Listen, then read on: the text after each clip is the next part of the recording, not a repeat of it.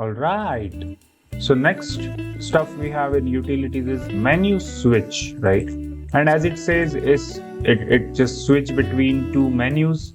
So currently I have cube and a original geometry, which is my Suzanne. And if I switch to menu to B, I get it outputs the B. And just like our index switch, right? We can switch between multiple menus, but the only difference right now we have is additional output options, which is booleans, right? So the booleans let you choose lets you select the selection from the face or edges, vertex, all that stuff.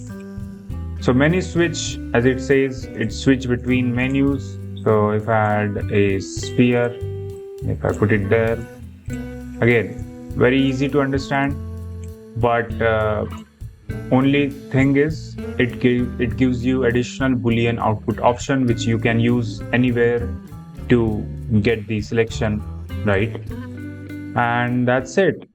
Thanks for watching. Like and share this video and subscribe to channel so you don't miss the next part.